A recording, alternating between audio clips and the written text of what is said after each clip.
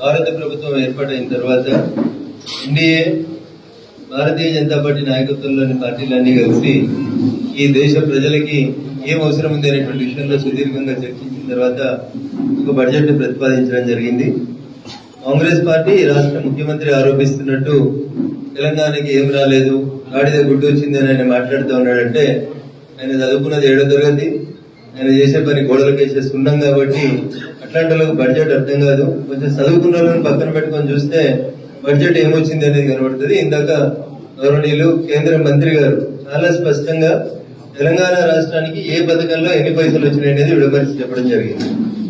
నిన్న budgeted Claris అని బట్టి విక్రమార్క గారు తెలంగాణ రాష్ట్ర శాసనసభలో పెట్టిన బడ్జెట్ లో కూడా కేంద్ర ప్రభుత్వం నుంచి గ్రాంట్ ఇన్ ఎయిడ్ కింద సుమారు 26,000 కోట్ల రూపాయలు, state taxes in central share లో దాదాపు 22,000 కోట్ల రూపాయలు వస్తున్నాయని, ఇది రఘునందన్ రావు సొంత కవిత్వం కాదు.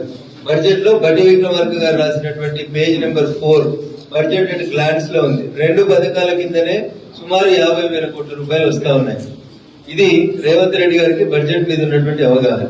అది కాకుండా దేశవ్యాప్తంగా 3 కోట్లు ప్రధానమంత్రి ఆవాస్ యోజన కింద 3 కోట్ల ఇళ్లు వస్తాయి. దాంట్లో తెలంగాణ రాష్ట్రానికి కూడా ఇళ్లు వస్తాయి.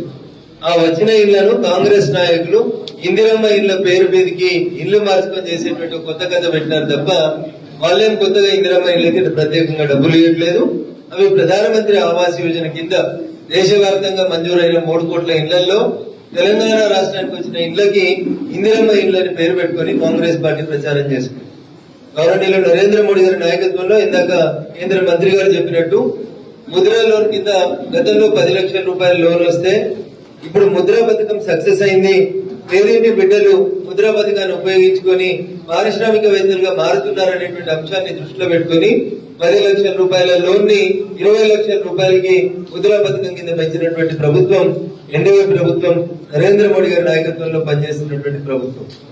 గురుద జల్లి మట్టగాల్చి మీదేసి రాజ్యాంగాన్ని మారుస్తున్నామని, దళితులకు అన్యాయం జరుగుతుందని తప్పుడు ప్రచారం చేసి కాంగ్రెస్ పార్టీ ఎన్డీఏ కూటమి నాయకత్వంలో కొన్ని సీట్ల సంఖ్యను పెంచుకోవడంలో కాంగ్రెస్ పార్టీ సఫలీకృతం అయితే అయిందేమో కానీ ఈ దేశ ప్రజలు నరేంద్రుడి నాయకత్వం మీద, ఎన్డీఏ నాయకత్వం మీద, గౌరవ పెద్దలందరి నాయకత్వం మీద భరోసా వచ్చినారు కాబట్టి 3వసారి ఈ దేశానికి 1962 తర్వాత జవహర్ లాల్ నెహ్రూ గారి తర్వాత 3వసారి కంటిన్యూస్ గా ప్రధానమంత్రి అయినటువంటి ఘనత ఎన్డీఏ నాయకత్వంలో ఉన్నటువంటి నరేంద్ర మోడీ గారికి దక్కుతుంది.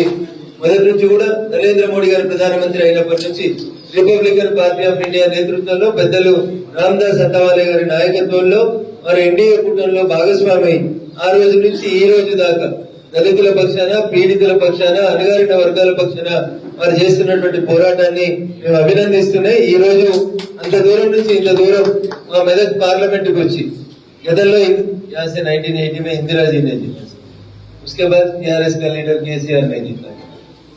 అంత దూరం నుంచి ఇక్కడికి వచ్చి మెదక్ జిల్లా ప్రజలకు వారి సందేశం ఇవ్వడానికి ఇక్కడికి విచ్చేసినందుకు ఈ ప్రాంత పార్లమెంట్ సభ్యులుగా, రిపబ్లికన్ పార్టీ అధ్యక్షునిగా వారికి, కేంద్ర మంత్రిగా వారికి మరొకసారి మనస్ఫూర్తిగా శుభాకాంక్షలు, అభినందనలు తెలియజేస్తూ ఎవరు ఎన్ని కారుకుంటలు కూసినా నరేంద్ర మోడీ గారి నాయకత్వంలో ఎన్డీఏ ప్రభుత్వం 3వ దఫా 5 సంవత్సరాలు దిగ్విజయంగా పూర్తి చేసుకుని 4వసారి గెలవడానికి మార్గాలను ఎన్నుకుంటుంది.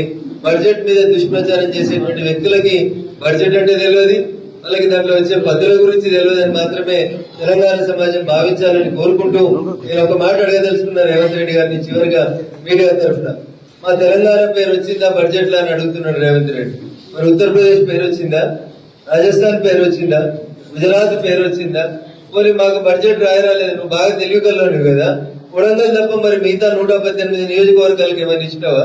మా మెదక్ శాసనసభ మీ కాంగ్రెసే గెలిచింది కదా, మరి మెదక్ శాసనసభకి మెడికల్ కాలేజీకి 20 కోట్లు 50 కోట్లు ఇచ్చినావా? కొడంగల్కి తీసుకుపోయినావు కదా మెడికల్ కాలేజ్, మరి మా మెదక్ మెడికల్ కాలేజ్ ఏమైంది? మెదక్ కూడా కొడంగల్కి ఇచ్చినట్టు 4,600 కోట్లు ఈమని మా ఎమ్మెల్యేలు వేసి అడిగిరా అంటే కొన్ని అది లేదు. ఇది దురిస్థితి. కాబట్టి జిల్లాల పేర్లు, నియోజకవర్గాల పేరు, రాష్ట్రాల పేర్లు రావు. బడ్జెట్ అంటే అంకెల కారణి కాదు. బడ్జెట్ అంటే శరీరంలో వెంట్రుకల దగ్గర నుంచి పాదం దాకా అన్ని భాగాలు కరెక్ట్ గా ఉంటే మనిషి ఎట్లా కరెక్ట్ ఉంటాడో దేశంలో కాశ్మీర్ నుంచి కన్యాకుమారి దాకా అన్ని రాష్ట్రాలకి సమపాలనలో సమదృష్టితో చూసేదే భారత ప్రభుత్వం బడ్జెట్. ఎక్కడ లోటుపాటు ఉంటే అక్కడ అందరినీ ఆదుకుంటాం. ఖచ్చితంగా దిస్ ఈజ్ ఫర్ అంత్యోదయ, గరీబుల కోసం పనిచేసేటువంటి పార్టీ ప్రభుత్వం ఎన్డీఏ ప్రభుత్వం. ధన్యవాదాలు. మంత్రి గారికి మరొకసారి శుభాకాంక్షలు, అభినందనలు.